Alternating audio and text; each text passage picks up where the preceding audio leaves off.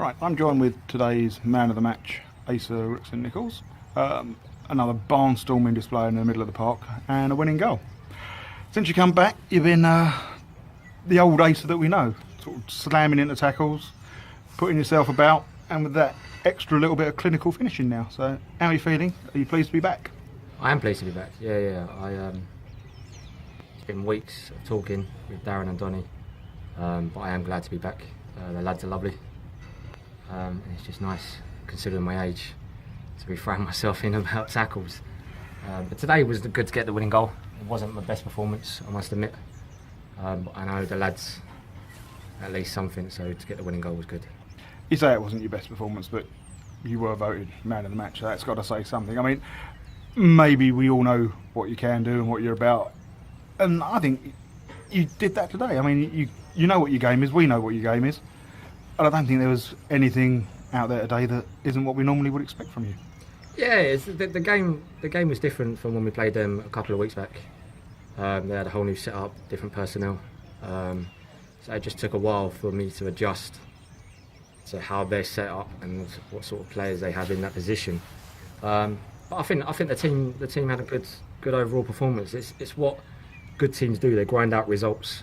It wasn't the prettiest of football that we played, but eventually we got the 3 points, and that's all that matters. It is, and if you look at this month, I mean, we started the month awfully, defeats at Spelthorne and then the FA Vars debacle. But since then, we're running into a nice little bit of form. Today was probably the biggest test we were going to have. Although we beat them in the cup, they were sort of missing a few players that night. Today was probably near enough their first choice squad. So to actually get over the line against them is a big plus. It shows you how good this team is. It shows you how good of a depth we've got in the squad. We've got a few players that are on the bench that obviously didn't actually play, so it shows you that we can actually compete for this league.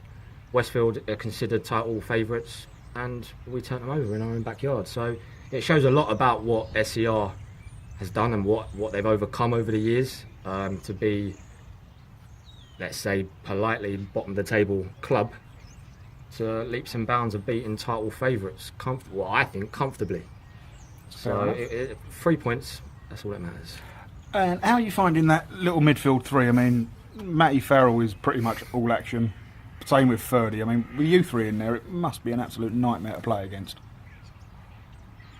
Yeah, you could say that. I thought my fitness was good. I thought I could run for years, but then I come across Fazza, who just knocks the socks off of me. Yeah, because you tend to be blown after about 80 now. He can run forever.